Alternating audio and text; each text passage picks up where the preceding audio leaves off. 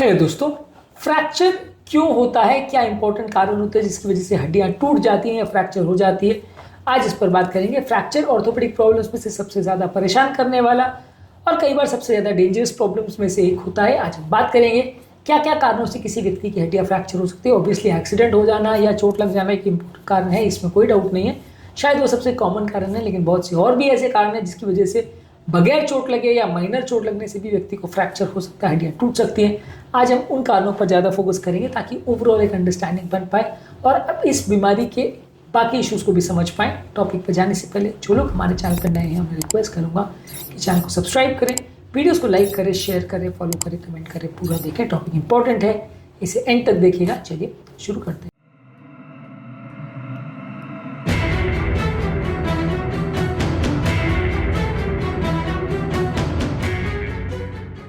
Obviously सबसे common reason किसी भी तरह का एक्सीडेंट या ट्रॉमा आपका फ्रैक्चर कर सकता है। या तो आप कहीं से गिर जाओ या कुछ खेलते खेलते चोट लग जाए, चाहे आप स्कीइंग कर रहे हैं, साइकिलिंग कर रहे हैं, सडन फॉल या कोलिजन हो जाए तो इंजरी हो सकती है। कार एक्सीडेंट या रोड ट्रैफिक एक्सीडेंट में हो सकता है। वर्क प्लेस पे होने वाले एक्सीडेंट से हो सकता है, चाहे कोई मशीनरी में आपका हाथ पाँव या बॉडी आ जाए, कहीं वहाँ आप कंस्ट्रक्शन साइट से गिर जाओ या कोई चीज़ आप पर गिर जाए या हाइट से आप गिर जाओ। कोई भी तरह का एक्सीडेंट कभी भी अगर आपको हो रहा है, किसी भी तरह का ट्रॉमा हो रहा है तो फ्रैक्चर हो सकता है, ऑब्वियस सी बात है। अगला इंपॉर्टेंट कारण है ऑस्टियोपोरोसिस। ऑस्टियोपोरोसिस में हड्डियों में कैल्शियम कम हो जाता है, हड्डियां कच्ची हो जाती है।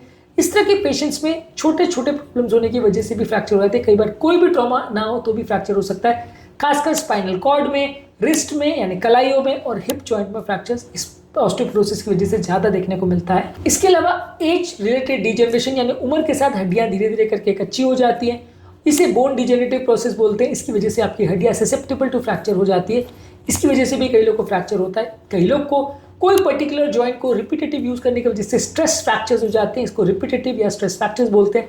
रनिंग करने से, जंपिंग करने से, मिलिट्री ट्रेनिंग करने से कई लोग को फ्रैक्चर होते हैं। ज़्यादातर ये पाँव में या लोअर लेग्स में या शिन में ज़्यादा देखने को मिलता है।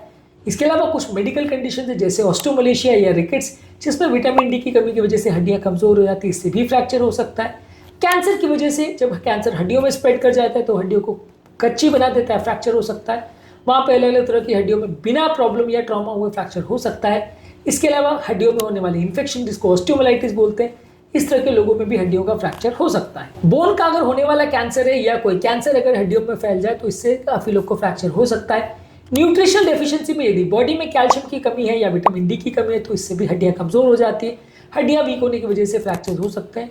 कुछ मेडिसिन आपकी हड्डियों को वीक करते हैं जैसे कॉर्टिकोस्टेरॉइड्स, ये आपकी हड्डियों को ज़्यादा कच्ची बनाते हैं, ज़्यादा फ्रेजाइल बनाते हैं, इससे फ्रैक्चर हो सकता है यदि लंबे समय तक इसको यूज़ करो। मैं ऐसा नहीं कह रहा हूँ 3 दिन आपने स्टेरॉइड लिया तो फ्रैक्चर हो जाएगा, लंबे समय तक इसको यूज़ करेंगे तो फ्रैक्चर हो सकता है। मिर्गी की कुछ मेडिसिन जो है आपकी हड्डियों को कैल्शियम को कम करके, खासकर फेनिटोइन, इससे फ्रैक्चर हो सकता है। कुछ कैंसर की ट्रीटमेंट आपकी बोन की डेंसिटी को कम करती है, इससे भी बोन में फ्रैक्चर होने का चांस बढ़ता है। उसके अलावा कुछ जेनेटिक कंडीशंस ऐसी है जिसमें आपकी बोन ओवरऑल ऐसी एंगल पे बनती है जिसकी वजह से प्रॉब्लम हो सकती है, जैसे ऑस्टियोजेनेसिस इम्परफेक्टा जिसको ब्रिटल बोन डिजीज बोलते हैं। इसमें हड्डियां फ्रेजाइल होती हैं और फ्रैक्चर हो सकता है।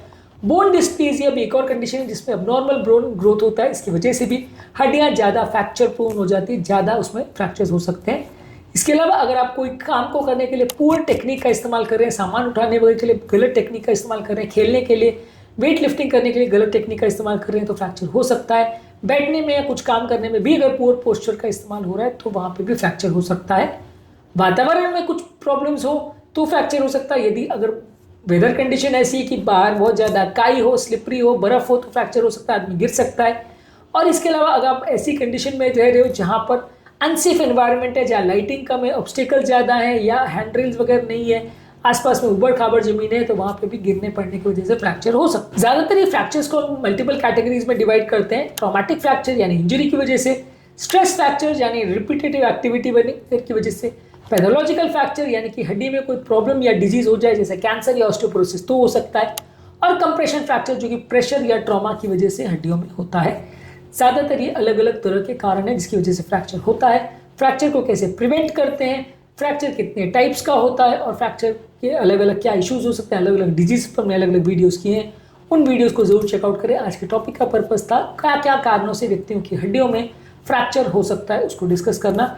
इसके अलावा फ्रैक्चर संबंधित और भी हमने काफ़ी वीडियोस किए, इनको जरूर चेकआउट करें। टॉपिक एंड करने से पहले जो लोग हमारे चैनल पर नए हैं उन्हें रिक्वेस्ट करूँगा कि चैनल को सब्सक्राइब करें, वीडियोस को लाइक करें, शेयर करें, फॉलो करें, कमेंट करें, पूरा देखिए।